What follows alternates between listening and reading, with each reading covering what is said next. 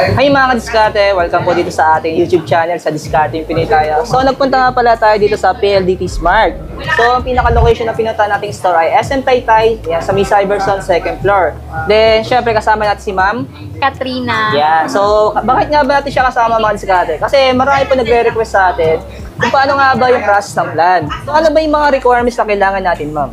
Ang requirements lang naman natin sa pag-apply ng plan is ID lang. Pwede kayo ditong mag-apply ng Smart and PLDT. Oh. Tapos Ma'am, pag syempre, di ba, ID, paano may yung mga employed? Pag mga employed naman, latest 1 month payslip lang.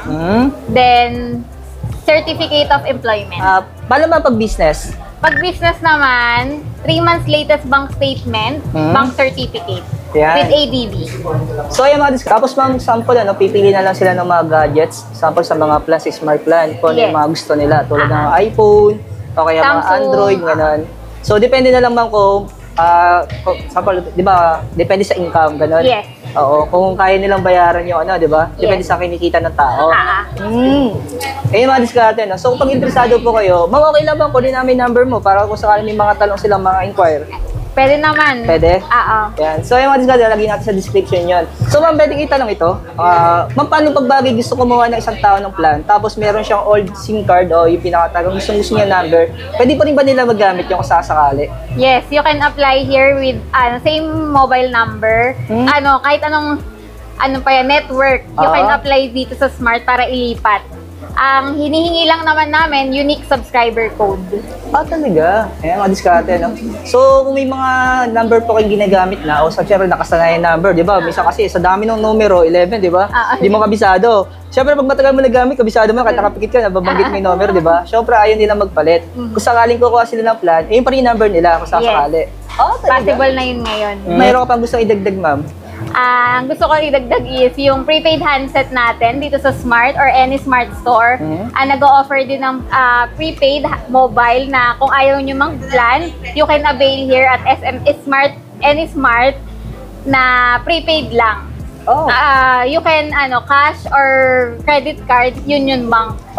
At pag Union Bank, pwedeng 12 months, 0% interest, and 24 months, 0% interest. Wala siyang plan, may free smart prepaid siya. May pagkakaiba pala yung postpaid saka yung prepaid. Postpaid yung nakaplan, yung gusto mo monthly, while the prepaid, pag gusto mo naglo-load ka lang. Ganun. No commitment. Tulad lang din sir dun sa labas na bibili ka ng one time ng prepaid siya. Pero mas lower yung cost dito sa Smart. Talaga? Ayun, mga diskarte, salamat kayo na nabigyan tayo ng idea. So may option pa po kayo, no? Kung gusto niyo ng postpaid o prepaid. Postpaid or prepaid, pwede nyo na rin i-avail dito. Kasi pag bagay postpaid, Ma'am, automatic kung magkano yung monthly mo, yun na talaga, di ba? May fix siya eh. Yung prepaid kasi... Unlike sa prepaid kasi, maglo-load ka lang. So ayun mga diskarte, no? Pag interesado po kayo, punta lang po kayo dito sa may SM Taytay 2nd floor. Building B.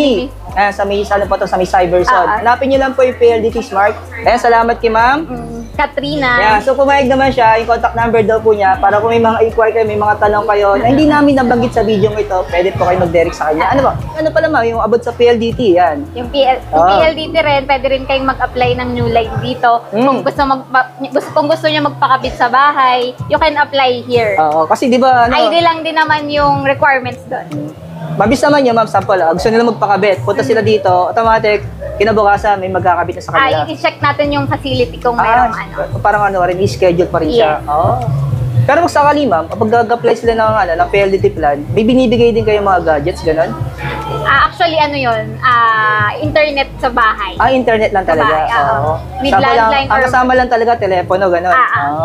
So mga diskarte, yung pinaka nililinaw lang natin Ma'am, para may ID sila. So bali Ma'am pala, yung pinaka postpaid natin sa yung prepaid natin, siya lang yung may mga gadgets na kasama. Yes. Ayan, yung mga diskarte, malinaw na po yan. Pero both, pwede nyo i-apply yun dito. Mga okay lang, banggitin din natin yung mga ID na kailangan, yung mga parang qualified na mga ID. Yung mga primary ID. Ano ba yung mga ID na meron dito Ma'am? Usually naman, ang kailangan na primary ID is driver's license, Unified Multipurpose ID, SSS, ayun yung mga usually na primary. Pag secondary naman, PhilHealth PIN, pwede naman siya. Postal, ayun, tinatanggap naman siya. Passport, pwede rin. Pwede rin. Any ID naman po na primary, isa lang naman yung need. Pero ma'am, yung ano, kasi tinatanong to kalimitan, national ID ma'am. Pwede naman. Pwede na yan, national ID. Kaya, di ba ma'am, kalimitan kasi wala pa yung card, di ba? Walang Online. pati signature, Wala pa, di ba? Pero pwede na siya. Pwede na siya. So, ayun mga diskarte, pag interesado po kayo, yung contact number ni ma'am, kukunin natin. Ano po? So, visit na lang po kayo dito sa PLD Smart, sa may second floor, may Building B, SM Taytay, ayan po. So, salamat kay ma'am. Thank you. Ayan.